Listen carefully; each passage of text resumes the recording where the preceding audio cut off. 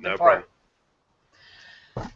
Tervetuloa Nörttityötä TV:seen. Tällä kertaa meillä on haastateltavana astrofyysikko Jonathan McDowell USAsta ja paljon kysymyksiä.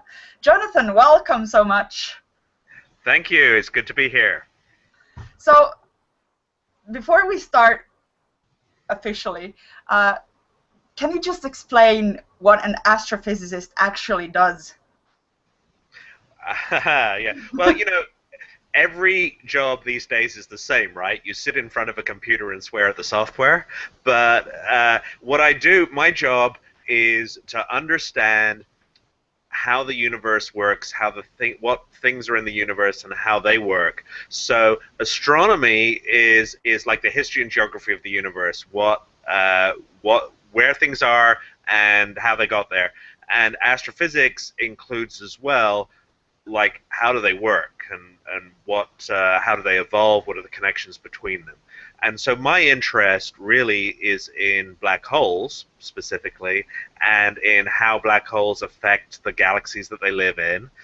But you know, I do a lot of other stuff. I dabble in asteroids. I dabble in the Big Bang, and in binary stars and so forth. So really, it goes back to this big message, this most fundamental discovery of the 20th century, which is that you and I are made of stardust.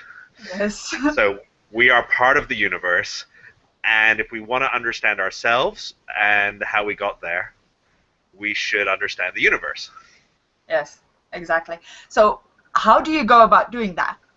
I mean, there's probably something else involved than the computer that you're working on. Yeah, no, actually, well, you write a lot of grant proposals, but no. So really, we think of ourselves as doing physics experiments. And the trick is, unlike, say, a physicist who works in a lab, where they can set up the experiment on their bench and, like, you know, bang things and so on, we can't touch the things that we're studying. And so we search around until we see nature doing the experiment that we want. Right. Like, oh, nature has dropped this star near this galaxy. What's going to happen to it? Oh. And so you know, you look through you look through a million stars until you find the two that are about to hit each other, or something like that. And so the idea is that nature, if you look long enough and hard enough, nature does all the experiments you need, and you just have to sort of backseat drive and watch how they go. And so what we do is we collect the light, mostly, not only, but mostly the light from space, in all different wavelengths, not just the wavelengths that you can see. And so, and it turns out that different kinds of light sort of are generated by different sorts of event. So we use our telescopes, both on Earth and in space, to capture that light, and there's a couple key things that go into this. So first, there's just taking the pictures, right. And the trick is that from the ground we can see the ordinary light, the visible light, but if you only study that, because so much is going on in these other invisible wave bands, like infrared, like X-ray, like radio, that if you only study the visible light, it's sort of like you're walking around the city and you can only see things that are colored green, and right. anything that's colored red and blue is transparent to you and you can't see it. And so you miss a lot of what's going on. So that brings me to Chandra. Can you're working on the Chandra X-ray Observatory, is that right? That's correct, yes. So, you know, most everybody has heard of the Hubble. The Hubble is the big flagship space telescope that looks in ordinary light and also ultraviolet. Chandra is its X-ray cousin, and so we were launched in 1999, and I was down at Cape Canaveral watching the Space Shuttle Columbia go up. And you know, I was working on it for maybe 6 years before that as part of the team designing the mission. And so you've been working on this thing, you're you know, it's the big thing of your career, and you see your career rising on a pillar of flame. That must have been something. And and then 5 seconds in, right, there's like this emergency, and they go, "Oh, we got a main bus, whatever, undervolt, and there's electrical short in the shuttle, and it's like, are they going to abort?" And you're going to go, "Don't blow up, don't blow up." Did I update my resume? And so and so it's sort of like 8 minutes from the pad to orbit, where it either, and the thing about space, right, is it either goes fantastically or you're completely screwed.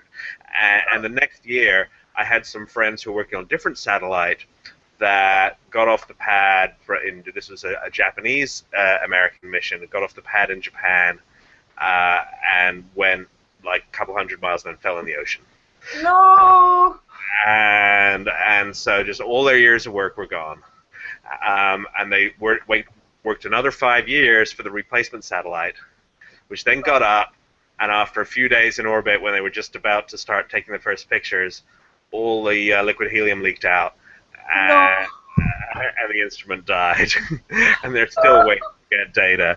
And so these things, are like, they're super expensive, but they're also super complicated, and it's all got to work right. And so we have been so happy that 15 years into our 5-year mission, like as all good science fiction space exploration, right, we had a 5-year mission to go where no one had gone before, and we got renewed for 2 spin-off series. And so we're now 15 years in, and we're hoping for another 10. And we're still, every year we send out requests to the community, what do you want to look at, and they write in with their proposals, their 4-page essay on why their star or galaxy is the thing to look at. And we have about at least a 7-to-1 oversubscription rate. Of every 7 to 10 proposals that come in, we actually observe one. Right. So it's very much in demand, and we're observing all the time. And it would take the trouble with an X-ray telescope is that when I go out with my little Nikon and take a picture, right, I do maybe a 1/4 second exposure, an 1/8 of a second exposure. But there's so few X-rays from these faint, distant galaxies. When we take an exposure, often it's a 1-day exposure, right, or even a 3-week exposure. And so we take these very long exposures to catch these very faint signals from deep space. Right. Wow. So you mentioned science fiction, and of course there's this whole thing about a lot of scientific discoveries, like, for example, these little phones here being the products of science fiction. So one of our lovely writers wanted to know that where had Star Trek led you to? Oh, well, interesting. Yeah, I mean, I have to say, as a kid, I was a Doctor Who fan rather than a Star Trek fan. Growing up in England, I didn't really get Trek until much later, until the Next Generation came along, and then I went back. But so really, Doctor Who influenced me a great deal, as well as a lot of the classic written science fiction like Asimov, Clarke, and Heinlein. I grew up,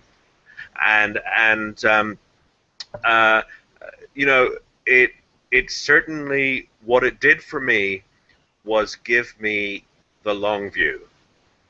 Right. It made me comfortable as an astrophysicist thinking in terms of millions of years and hundreds of millions of years, and of thinking of the Earth as a small place, But it also, made me think of these other worlds, these other star systems, as places, and not just as pieces of data. And I think I was rereading Paul Anderson's books, the Flandre series, yes, which is kind of cheesy space opera. But what I noticed he does that actually stands up really well even today is most of the plots turn on some point of atmospheric physics of the exoplanet atmosphere, as we would say today. And he builds these worlds, and and some aspect of these worlds that is different from Earth is a key plot point. And I thought that was right. And a lot of the things he talks about are things that we're now seeing because back in those days we didn't know any exoplanets, we didn't know any planets around other stars, and now of course we've got scads of them, and we're starting to see worlds like the worlds that show up in science fiction, and that to me is super exciting. Oh, that's amazing. Well, you since you mentioned planets, you go by Planet 4589 on the internet. On Twitter and your homepage. What is Planet 4589? Well, Planet 4589 is what we call a minor planet. So you have, the real planets like Earth and Jupiter, and you have the dwarf planets like Pluto, Eris, and so on. And then below that, you have the minor planets, and there's about over 100,000 of them now cataloged, and it's what you call asteroids. And so they're anything down to a few hundred meters up to 100 kilometers or so. So number 4,589, I had the very great honor to have it named after me. It's 4589 McDowell. Wow. And it's about a kilometer across in the asteroid belt between Mars and Jupiter. Wow. And I went out and observed it myself just to sort of see that it was there. And so yeah, it's just a little dot, a little rock that's going around the sun.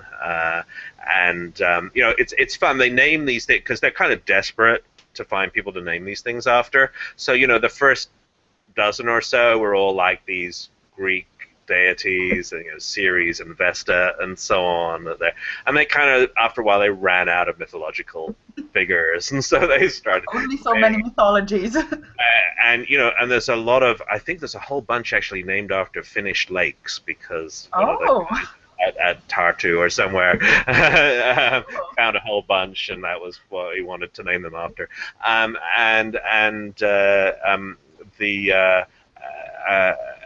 so, but nevertheless, it's still, it's an honor. It goes in the record books as like, that's what this piece of rock is called. So I feel like, that's a legacy, and that's nice. And following that, I've actually, the way I got involved with asteroids is that my other life, when I'm not hunting for black holes, is I write about the history of the space program. And I research all the satellites that have ever gone up, and where they are and where they get to. And I was able to help out the Minor Planet Center in identifying what they thought was an asteroid as a piece of space junk that they tracked back the orbit, and they realized it had come from the Earth about 20 years earlier. That is such a story opening, I tell you. Exactly. And so we've been picking up several since then, and so and sometimes you also get like people reporting comet discoveries that turn out not to be comets. They turn out to be military satellite launches that have the rocket stage has vented its extra fuel and makes a big cloud that in the right circumstances can get illuminated by the sun, and so you see these things that looks like a comet, but when you like track down the motion of it, it's in orbit around the Earth, and it's actually venting rocket fuel, and so I'm the sort of their tame. We think this might be artificial and not natural, so let's give it to Jonathan to figure out what it is. And I've also been looking more recently with my colleagues Martin Elvis and Jeff Hoffman about how we're going to get to asteroids, how we're going to send missions to asteroids, and in particular trying to draw people's attention to what's really important when you're swanning around the solar system is not distance, but speed, relative velocity, right? It's all about the velocity, and so if you have an asteroid that's coming very close to the Earth, but it's whizzing past it really fast, it's hard to get to. It takes a lot of rocket fuel. Right. If you have something that's kind of much further away, but it's sort of keeping pace with the Earth and going in kind of the same direction, that's much cheaper to get to. And so you can take it takes longer, but But it's cheap. cheaper, yeah. And it doesn't take a lot of rocket fuel. And what that means, for the same size rocket, you can send a much bigger probe. Right. And so what you want to do is you want to find the asteroids that have the smallest relative velocity to us, Right. wherever they are. And the trouble with that is that the rocket people tend to go, okay, let's just get the catalog, get the bottom two. All right, those are the ones you want to go to. And that makes sense from the point of view of the rocket equation. But what they don't realize is also these asteroids are typically ones that passed by the Earth like 5 years ago, were tiny, were observed for like a day, and then lost track of. And Right. so the errors on the orbit are actually large. And if they spend $1 billion to send a spaceship there, it might not be there. It might be somewhere else. And so, so we really need, I think, big surveys to better track the asteroids we've already discovered, and make sure that we can pick them up again, and look very hard for these ones that are low relative velocity. And that's one of the things I learned. And again, I think a useful thing for science fiction writers to think about is to remember that it's all about the velocity, not about the distance. Right. That's cool. So yeah, you mentioned that one of your things is looking at the history of space flight and the whole space exploration. And one of the things that was asked, I was asked to ask you, was that basically what have you done for us lately, as in astrophysicists and the whole space thing. Right. Well, I mean, I think clearly my colleagues who are working on extrasolar planets, on exoplanets, have given you a bonanza, because now there's a lot of actual specific worlds. Coro 7b is a world that is, one side of it is molten and the other side is rock, and there's all these bizarre worlds that we've discovered that are as weird as almost anything in science fiction, but they're real, and they're specific places. So now you don't have to make up, Arrakis or whatever. You just go to the catalog and pick a real world. And I want to see more science fiction stories set on actual exoworlds. So the other thing that we've found, I mean, so what I mostly work on is supermassive black holes in galaxies. And so what we now know is that almost every galaxy has at its middle exactly one or occasionally two supermassive black holes. I say occasionally two because you get galaxies that merge, and then after a while their black holes merge too, but it takes a while. And when I say supermassive, so the normal black hole that everyone's, everyday common or garden black hole, right, which is when a big star collapses and goes bang and the core collapses, is maybe a few to 10 times as heavy as our sun. And it's a pretty compact thing. That if you imagine our sun, which is 1 million kilometers across, and it collapses down to something that is 3 kilometers across. So you squeeze all of that matter into a 3-kilometer region, and that's the event horizon of the solar mass black hole. Yeah. But these things, and we've got a bunch of those in the galaxy. They're all over the place, because some fraction, a small fraction of stars make them, and there's so many stars that in the end you get a lot. But there's one supermassive black hole in our galaxy, and it's about 10 million times heavier and 10 million times bigger. And it's not a particularly impressive one. Some of the ones I study are several billion times the mass of our sun. Whoa. And so are these in other galaxies, or? Yes, in other galaxies. And so roughly speaking, each galaxy has one. It's like the nut in the middle of the fruit, right? It's the active galactic nucleus, we call it. And so what's cool about that, from a science fiction point of view, is that if you fall towards a normal black hole, you get torn apart very quickly, because well before you go through the event horizon, if you're falling towards it feet first, pretty soon your feet are traveling like 1,000 miles an hour faster than your head. Not good for you. Right. But in the supermassive black hole, which is 1 billion times bigger, everything scales. And so the scale over which the gravity changes by like a factor of 2 is a much bigger scale.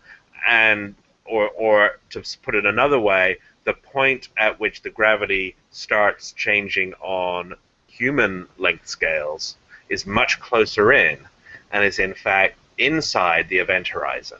Oh, wow. And so for a supermassive black hole, if depending on, and there's lots of arguments right now about how much radiation gets trapped just inside the event horizon and so on, or just at the event horizon. But you could imagine falling into the black hole and still being alive. You wouldn't be able to tell anyone outside what's going on, but you would have a finite time, like an hour or so, where you were still inside the black hole and falling toward the singularity to your inevitable doom. But you could still experience all the strong relativity effects without being torn apart.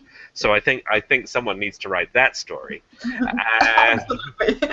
And just the experience of being this environment of being near one of these supermassive black holes. So if you feed it, if you throw matter at it, you get what's called a quasar. And so quasar is one of these supermassive black holes where the matter around it is has been falling in, but there's so much coming in that the black hole can't swallow it all at once, and so it piles up. And the next piece of matter that comes in hits the previous stuff, and if you think about the strength of the gravitational field, right, it releases a lot of energy when it hits. So if you imagine dropping something through a very, very strong gravitational field onto something else, wham, you release energy. And it actually happens sort of a bit at a time with friction, but the same total energy. And so it turns out that you release a lot of energy. You release up to 40% of the rest mass of the fuel that's coming in, of the matter that's coming in. Okay. And so, which is, in comparison, nuclear fusion gives you less than 1%. Whoa. So this is more efficient than nuclear fusion. And so what you get is, when you look at these black holes, you see radiation coming out from them. Just let me set the scene. Let's talk about our sun. Our sun shines from nuclear fusion. Yes. And about 1/10 of our sun, actually, 1/10 of the mass of our sun is in the core that does nuclear fusion. Over 10 billion years, 1% of that matter gets converted to energy by E = mc², the one equation everyone knows, right? And so 1% of the mass of the core of the sun turns into energy. So that's 1/10% of the total mass of the sun. And that's enough to power the solar system for 10 billion years. Our Earth intercepts a tiny fraction of that, and all our energy pretty much comes from that tiny fraction intercepted of that 1/10 of a percent over 1 billion years. Right. These quasars turn 100% of the mass of the sun into energy every year. Whoa. For millions of years. And so they basically, you have these engines that are swallowing stars and turning them into energy. And so you don't want to get close to them. No. And what's worse is they're messy eaters. Right. So the stuff is going down the black hole, but the black hole is spinning. It has a strong magnetic field or something, and somehow, we don't exactly know how, some of the stuff that it's trying to eat misses and gets squirted out the north and south pole of the black hole at 99% of the speed of light. Whoa. And it's only a little. It's only about the mass of the Earth per year. So if you imagine taking an Earth every year, turning it into positrons and electrons, and accelerating it to the speed of light, that makes one of these jets that are coming out of the quasar and if your galaxy gets in the way of one of these jets, it's not good for it. No, no. So,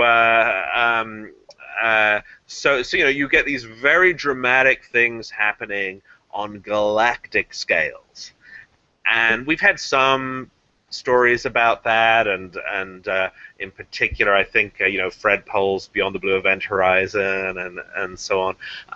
But I do think that the astrophysics of these of quasars has just a lot of extreme relativity and stuff like that would be cool to have in more stories. So that's another thing. Is it possible for two black holes to attract each other, and what happens? Yeah, right. So the first thing I want to say, right, is the big misconception everyone has about black holes. Right. That black holes don't suck any more than a normal star does. So Yes. imagine you turned our sun into a black hole today. Yes. The orbit of the Earth wouldn't change. It wouldn't? The same mass, we're far away from it. Right.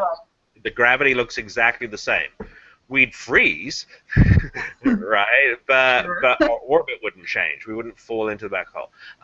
So the gravity of a black hole is the same at a large distance as the gravity of anything else.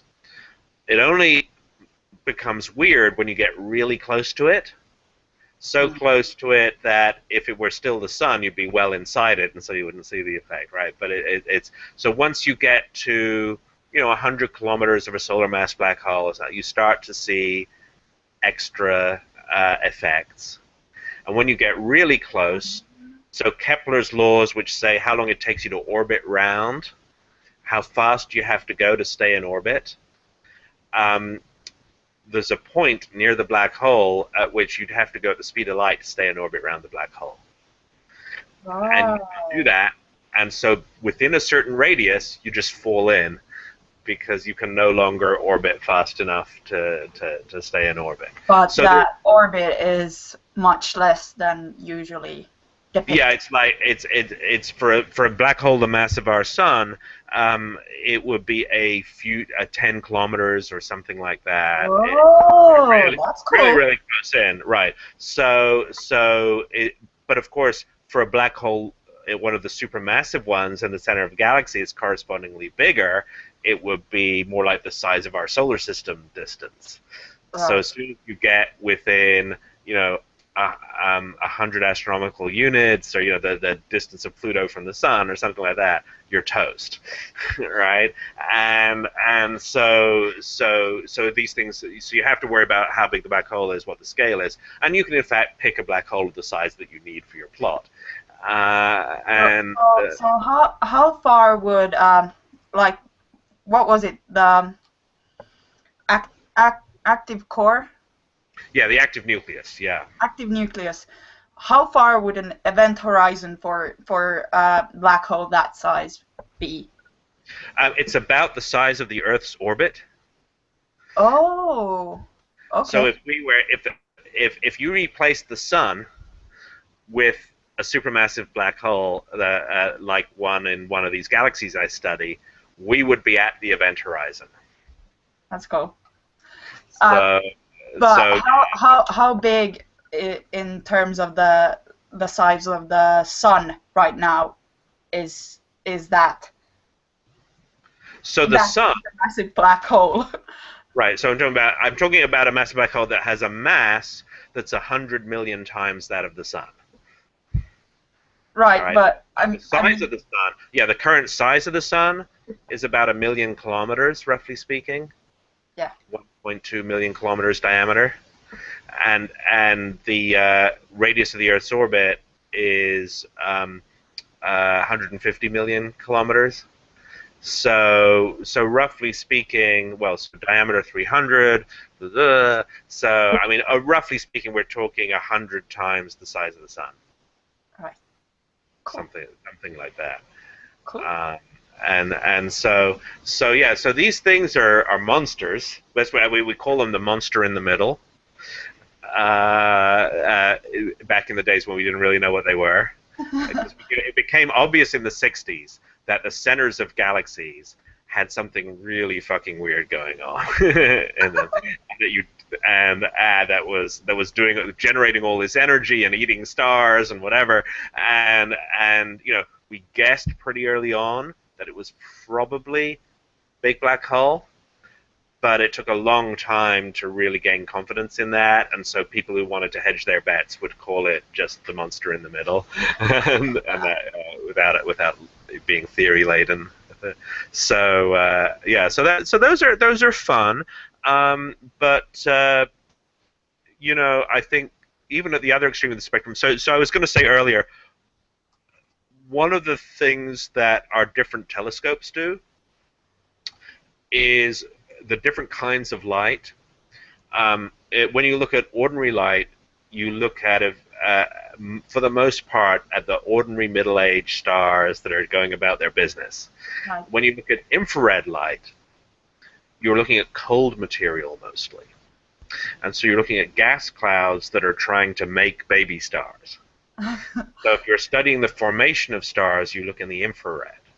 You Sure. look deep these dense clouds that are very cold, maybe 20 degrees above absolute zero, and have stars forming inside them that are starting to heat up. And with X-rays, at the other extreme, you're seeing stuff that's like 1,000,000 degrees or 10 million degrees. And so you see all the dramatic energetic events, particularly star death. So you see supernova remnants, you see matter falling into black holes, and stuff like that. And so we tend to, X-ray astronomy is also called high energy astrophysics. It's because it tends to be the exotic. We look at the 5 or 10% of the universe that's doing really crazy shit, and that's what Chandra's for. And so the other thing we see that's less dramatic is so our galaxy is in a group of galaxies, which is on the outskirts of a big cluster of galaxies hanging out together. And that cluster, if you look at it on the sky, has just a bunch of galaxies hanging out close to each other. They look like separate galaxies. But if you look at them in X-ray, you see one big blob of gas. Oh, wow. And the galaxies, it turns out, are like a small fraction of what's actually in that part of the sky. Mostly it's this big blob of gas, some small fraction of which is condensed out into visible galaxies, but most of which is hydrogen gas, and it's hydrogen gas that, because it's so thin, it's never cooled, and it's still at 10 million degrees or something like that. Right. And when you have gas that hot, it's entirely transparent to visible light. It shines brightly, but in X-rays. All right. And so when you look at the same part of the sky in X-rays, you see this big bright thing. And if you look at it with Hubble, you see nothing. It's a dark sky. You look right through it. So it turns out that a cluster of galaxies is a physical thing, and not just galaxies happen to be hanging out together. It's a cloud of gas in which the galaxies have cooled and condensed, and are cool enough to be shining in visible light. Can we, or you, or humanity, can we see outside that cluster of galaxies, or do we just need to send probes way out? We can see. We've been mapping out the clusters of galaxies throughout the universe, and we can see. The trick, of course, is the further out you look, the further back in time you're seeing. Yeah. Because when you look at a galaxy that's 1 billion light years away, you're seeing it as it was 1 billion years ago. It's still shining away, but the light won't get to us from what it's doing now for another 1 billion years. And so the furthest stuff we can see is stuff that's 13 billion light years away. Right. That's the radiation from the moment when the universe became transparent. So you imagine at the Big Bang, the whole universe is full of, you have an infinite universe that's expanding. It's not expanding into anything empty. It's just that every part of it is getting further apart from every other part. And it's inflating. It's getting cooler. And it's a fireball. You can't see very far in it. It's as opaque as a flame for the same reasons, because if you shine a light beam through it, the light bounces off the electrons in the that are in the flame and don't get very far in a straight line. And that's why a flame is opaque. But as the universe expands, it cools. And after 100,000 years or two, it cools enough that the electrons don't keep getting bounced off the hydrogen atoms when they stick to them, and you get neutral hydrogen. You no longer have plasma, and the universe becomes transparent in really rather a short time compared to the age of the universe to that day. And so suddenly the universe becomes transparent, and the light rays that have been bouncing around start going in straight lines forever. And so the ones that were where you and I are standing right now are now 13 billion light years over that way, or over that way. And the ones that were then 13 billion light years over there are just reaching us from all different directions. Right. So we can see, and because of a thing called the redshift, they're no longer visible light. They're now radio waves, or actually microwaves. And so there's this glow of microwave light coming from all directions that is coming from the moment when the universe became transparent. Right. And by looking at it, and it's almost, the amazing thing is it's almost the same brightness in every direction. If you took a picture of it, it'd be perfectly smooth, except turn the gain up on the picture so you can see very tiny differences, like 1 part in a million. Right. There are lumps that are very slightly brighter than other parts, and those are the seeds of galaxy clusters. The thing because what happens is you get, over here you have 100 atoms, and over here you have 101 atoms, just by chance. So that volume has slightly more gravity than this volume. So they're both pulling on each other. This one wins a bit, and it steals an extra atom. And now it's 102 to 98. And then pretty soon, what you have is this area is empty, and this area is a big, dense lump. Right. Big stars. Right. And so gravity makes the universe curdle. It makes it go into clumps.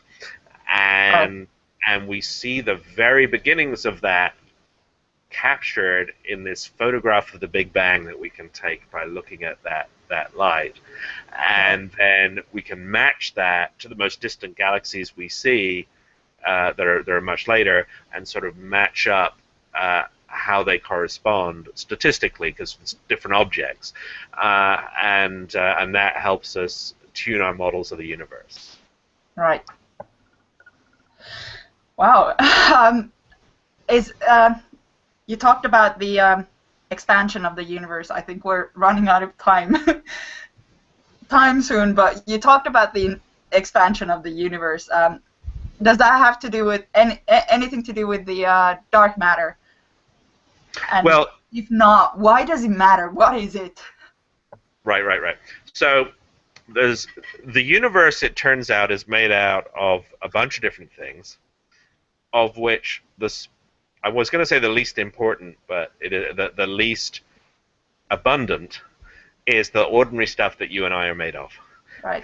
Atoms, protons, electrons, hydrogen, helium, iron, all that stuff, right? It turns out that makes up a couple of % of the universe. Right. And even most of that we can't see, because a lot of it is in the form of this very hot gas between the galaxies that you can only see with an X-ray telescope. Sure. Beyond that, there's about 10 times as much stuff, about 20% of the universe, that is some form of matter that has gravity, but that doesn't interact with light. Right. And so it's called dark matter. It really should be called invisible matter. Right. And we know it's there because we measure its gravity.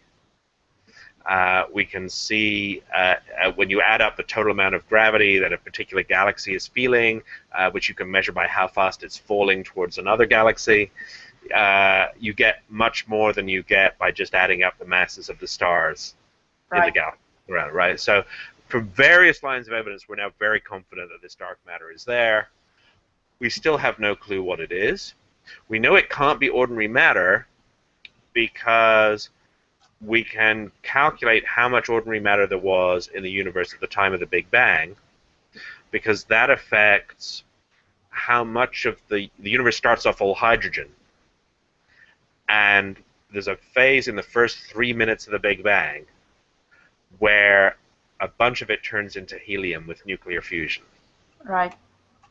And how much depends on how much stuff there is, because it depends on, does the universe expand quickly enough and cool quickly enough to get below the nuclear fusion temperature before all of the hydrogen is being used up?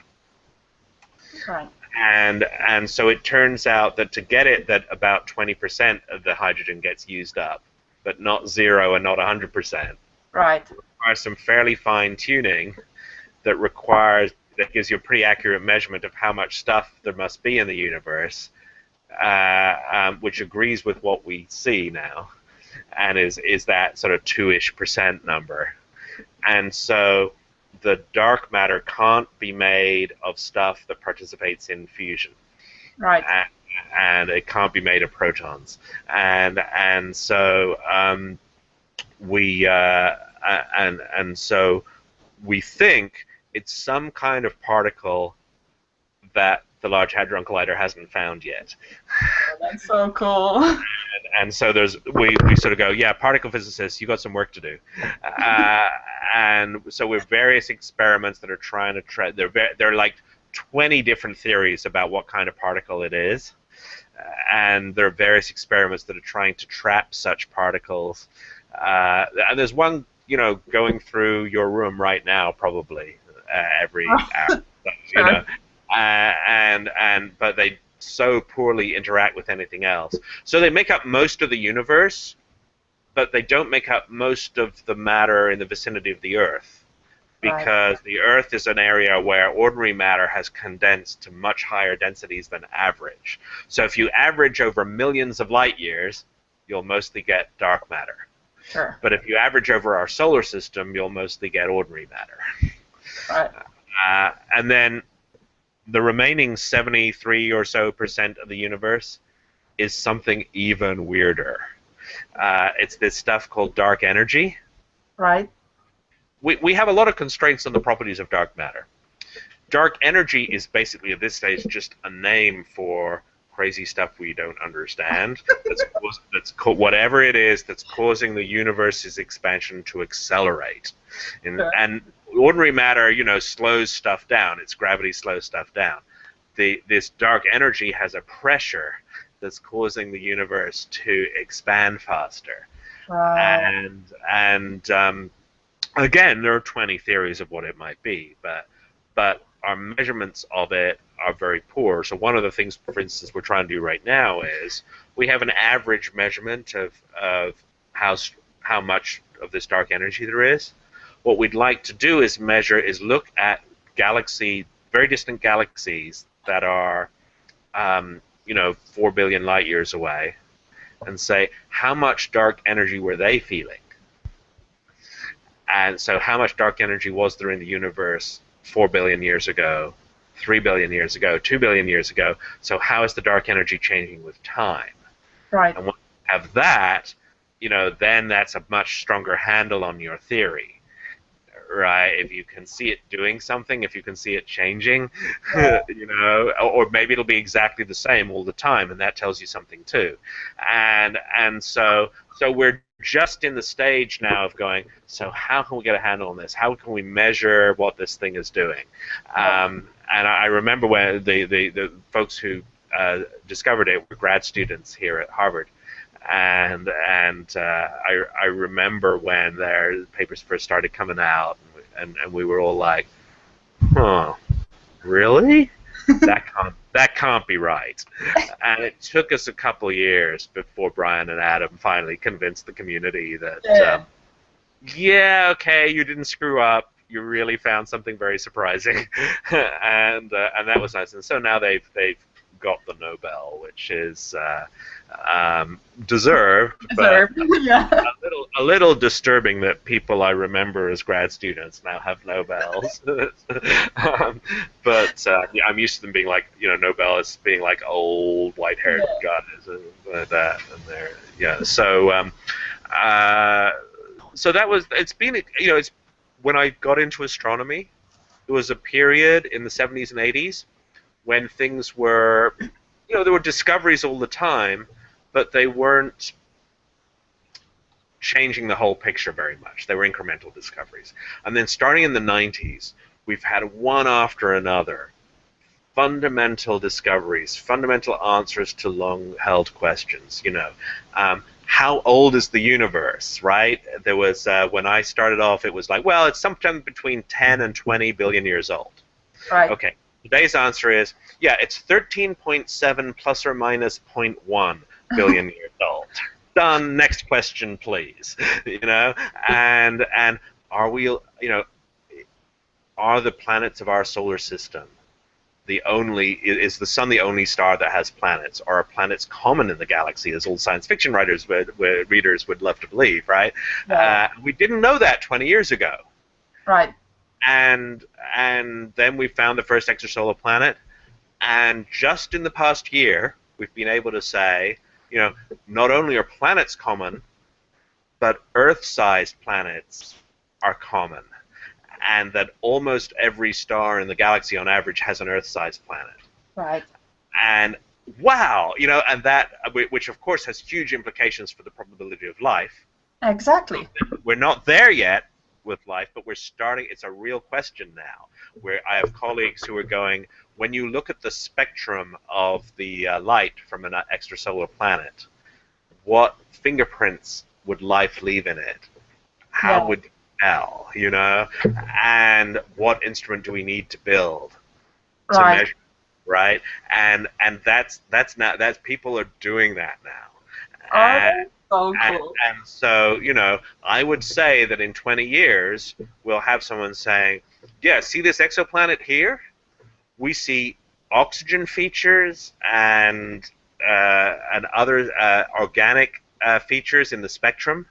Right. And so we tentatively conclude that this planet has at least bacterial life. Cool. And that's, I think, we're within a generation of doing that, maybe much sooner. So do you think that we're going to find life in our solar system, like on Europa or something? I'm less optimistic about that.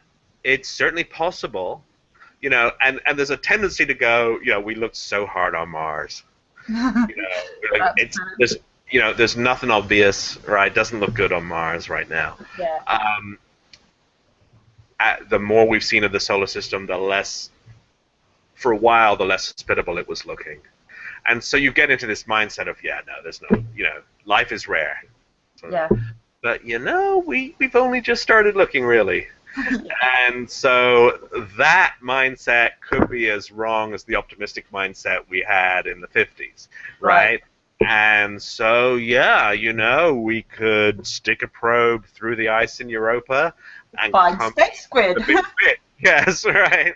I just thought Europa sushi. That would be a specialist restaurant. That might be a huge moneymaker. Yeah. All right, you heard it here first. But yeah, so I think we shouldn't rule it out. But my gut feeling is we'll find complex organics on Titan, but it will not quite have made it to life. Right. And I hope I'm wrong. I think. Like there's this theory that RNA was the first thing to evolve before life. Right, exactly. Something like that. Yeah, yeah. Well, maybe not even as complex as RNA, but you know, big long molecules of some kind that are trying to find RNA but haven't found it yet. You know, Right. and so I think I'm pretty confident that there'll be, you know, bacterial level life or equivalent complexity somewhere in this part of the galaxy within 100 light years, say. I can't imagine with what we know now that the barriers to making life are so high that that won't happen. Um, Right. in, you know, sentient life we could have a conversation with. I think the Fermi paradox is a real concern, right? Right. I think it's hard to explain. The one thing that, okay, so here's the other thing that most science fiction gets wrong from an astronomer's point of view. The aliens Yeah. are always either 100 years behind us or Or 100 years ahead of us. yeah. Right? And if you look at the time scale for life evolving in the galaxy, well, you need to wait a few billion years for there to be enough heavy elements. But still, you've got a billion years plus or minus to play with. Yeah. So typically, any other life form that you meet is probably going to be 100 million years ahead of you, or at Yeah. least 10 million years ahead of you. You know, The they're solar not. system is quite young, Okay, isn't it? yeah, because if you say to say that you're going to meet a species that's within a few thousand years of you, it's like saying if you go outside now, the first person you meet on the street was going to be born not only on the same day as you, but within an hour of your birth, right? That's not too likely. Might happen, but it's not too likely. Probably they're a few years older, a few years younger, which and the equivalent in galactic clock is you know a galactic year older or younger, which is in a galactic year, as you may know, is 250 million Earth years. So so I think that you expect a few other intelligent species that are incredibly far ahead of us, and why don't we see them redecorating the spiral arms? Yeah. And so there's either some ceiling on the technology, or there's some ceiling on the lifetime of species that they don't last that long, or just it's really unlikely to get one that wants to do space travel, which seems again life. Everything we know about life is it should try and evolve to fill every niche. I mean, you know, it will try everything, right? And so eventually, if life is common, it will evolve creatures like us that want to do space travel. Sure. And it only takes one to succeed to fill the galaxy on time scales of 10 million years or something like that. And so either, you know, you've got the zoo hypothesis, of course, which is that they have done, but they're keeping the noise down so as not to disturb the kids like us. But you know, it's a problem. So I think that's an open question. But I think for some kind of low-level life, I think both it's very likely and that we'll be able to say something about it remotely through spectroscopy within a generation. That's so cool. Well, we are unfortunately completely out of time. Thank you so much, Jonathan, for joining us today and talking astrophysics to us. It has been a lot of fun, and I hope to see you again. Great to see you again, Nina. Best wishes to everyone. Tässä kiitos Nörttitytöt TV:stä, ja seuraava Worldcon-raportti saapuu taas jossain vaiheessa lähiaikoina. Hei hei!